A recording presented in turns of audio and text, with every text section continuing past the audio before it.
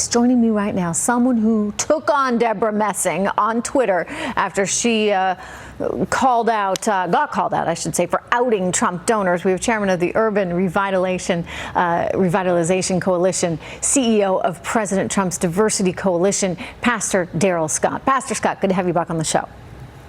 Thank you for having me. God bless you. All right. So if you're a liberal in California, you have every right, I guess, right now to, as far as they're concerned, go after these Trump donors, because these Trump donors are the scum of the earth as far as Deborah Messing or any of her colleagues are concerned.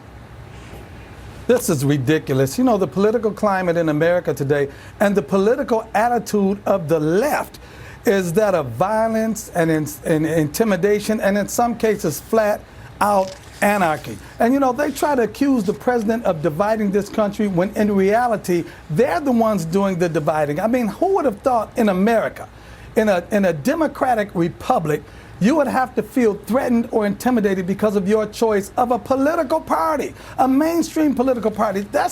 Those are things that happen in third world countries or in dictatorships or whatever. Mm-hmm. But the left, this so-called party of tolerance, is being very intolerant of Trump supporters. You can be an illegal immigrant, you can be anything else, and they're tolerant of anyone else's choices except for your choice to support the candidate of your choice, if that candidate is Donald Trump. It's ridiculous. But Pastor, isn't that quite a deliberate move? I mean, it seems to me to just be simply, and it's sad to say, and it's disgusting, it's pathetic, because I believe in a free country where you can have diversity of thought and diversity of opinion, including political opinion. But isn't it being sort of concocted by them, if you would, in a very deliberate way? Because look, you call someone a racist, that's kind of, I mean, where do you go from there? How do you defend yourself against those kind of accusations?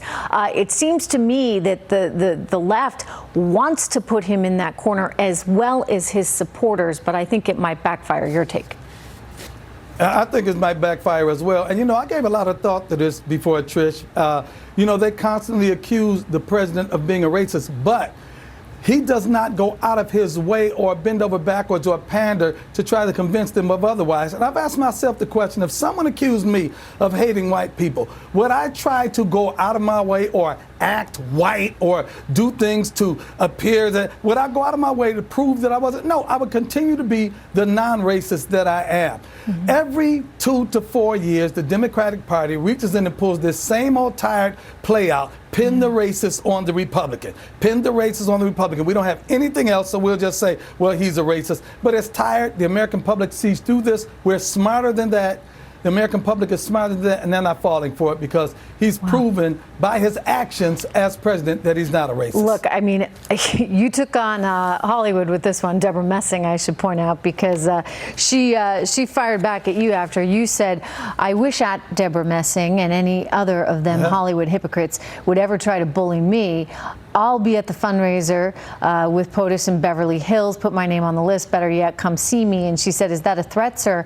I didn't realize requesting public information be printed by an outlet is bullying. I think you just wrote, what you just wrote is worse than bullying. Congratulations, you made me proud. What you wrote is worse than bullying? I mean, when you're just daring to say, hey, you know, look, lady, that's not fair. Like, Ms. Messing, not fair for you to target everybody who would want to support our president. You know what, Trish? It wasn't a threat. It was an invitation.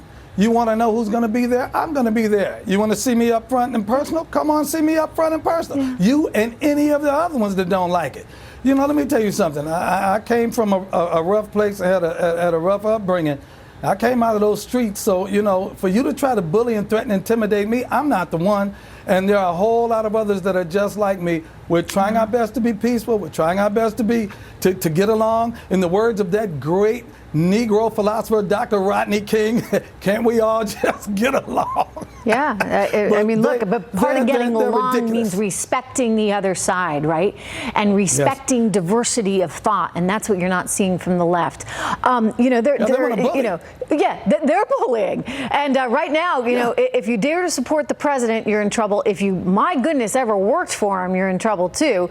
Speaking of which, former Trump campaign manager Corey Lewandowski in the hot seat there testifying for hours today in front of a Democratic-controlled House Judiciary Committee. They've got their dog and pony show, and of course the Dems are doing their best to pry some kind of admission from their witness. I want everybody to see it, and I want to get your reaction, sir.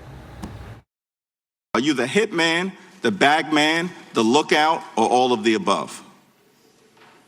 I think I'm the good-looking man, actually. Where on page 90 is it, sir? Mr. Chairman, you got to start the clock. No, I don't have to start the clock when he's filibustering. Where's that reference in the report to use sensitive items? Volume 2, page 92, a matter of Just public reference record. that 1 second, Congressman. You don't have to reference it. The president asked you Did you say page 90, Congressman? The president asked you to reclaiming my time.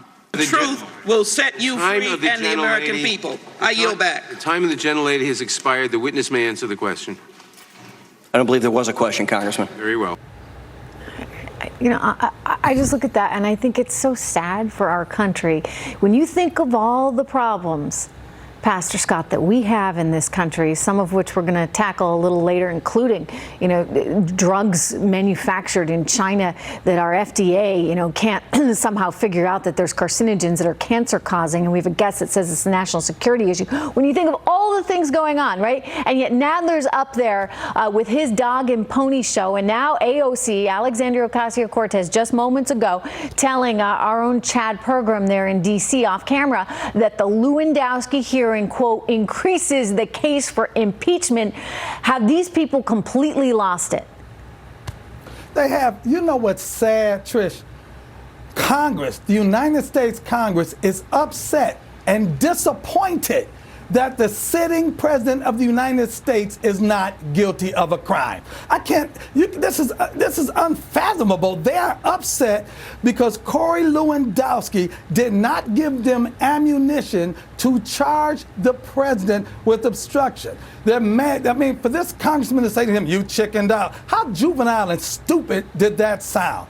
They're upset because the president didn't commit a crime, and they're like, we're going to keep throwing stuff up against the wall and hope something sticks. We know he did something, but we don't know what he did, but we're going to keep digging until we find something. It's ridiculous. It is ridiculous. Ever since 2018, they've done absolutely nothing since 2018. Not one campaign promise fulfilled, not one law passed, not anything of any significance other than we're going to try to find something to pin on Donald Trump. Well, this and they is can't why. find anything They can't. because there's not anything to pass. This is why people hate lawmakers. They just hate Congress, right? Yeah. You know, and Americans want something to vote for, not against. And so you'd think they would, out of self-preservation, figure that one out. But they're clueless and angry. And AOC, please stop. Please, please. The more she opens her mouth, the more she confirms what everybody thinks about her. All right. Well, Pastor Scott, it's good to see you.